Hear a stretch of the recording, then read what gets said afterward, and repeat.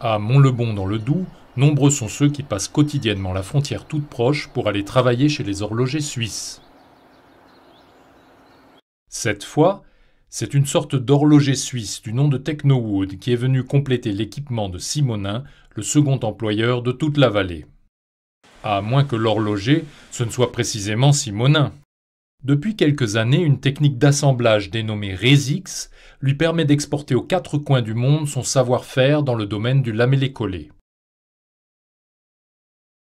D'ailleurs, la charpente de la dernière extension de l'usine Simonin est en Resix et recourt donc à des assemblages par goujon collé. Afin d'atteindre, sur les 6 faces de pièces souvent imposantes, l'extrême précision d'usinage requise, l'entreprise a opté pour un nouveau centre de taille conçu sur mesure par Technowood. Prenons le cas d'une poutre cintrée destinée à un projet de charpente au goût du jour. Le cintrage brut est obtenu par des techniques traditionnelles. La poutre est fixée sur les chariots.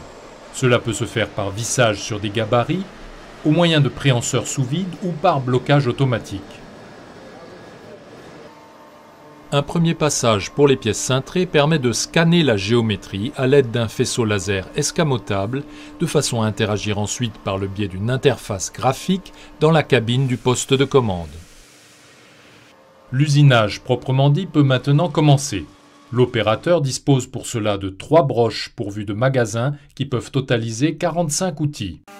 La grande scie circulaire ajuste les extrémités de la pièce. Une fraiseuse en optimise le galbe. Puis, les multiples perçages s'enchaînent. Pendant que l'une des 3 broches travaille, les 2 autres peuvent en profiter pour changer d'outil. La disposition complémentaire des broches, notamment en sous-face, évite de devoir retourner la pièce et garantit ainsi le plus haut degré de précision possible. Si utile pour les entailles profondes, la tronçonneuse est logée sous le plafond de la cabine. Technowood a développé sa propre commande numérique. Particulièrement flexible, elle est par exemple en mesure de réaliser des pièces cintrées sur plusieurs axes. La commande peut être également installée dans un bureau. Une fonction particulière permet de simuler les étapes de l'usinage indépendamment du centre d'usinage proprement dit. Une fois l'usinage terminé, la poutre quitte les chariots pour recevoir ses goujons collés, tandis que la poutre suivante est déposée sur les chariots. Découpée, fraisée, percée avec des mèches de 1,20 m, le champ de compétences du nouveau centre d'usinage TW1000 de Simonin couvre tous les besoins relatifs à la technologie Resix. Mais il va également au-delà en intégrant par exemple le tournage. Les pièces tournent autour d'un axe supplémentaire et peuvent être usinées sans limite. Compatible avec des pièces de 5,5 m de large, le portail est parfaitement en mesure d'usiner finement les murs ou planchers en bois massif, à base de lamelles croisées, collées, vissées ou chevillées.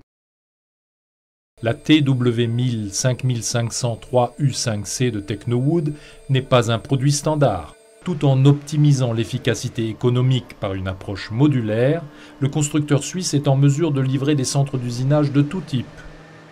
Qu'il s'agisse de ceux où la pièce se déplace sur des chariots, ou ceux pour lesquels c'est le portail qui évolue tandis que la pièce reste fixe.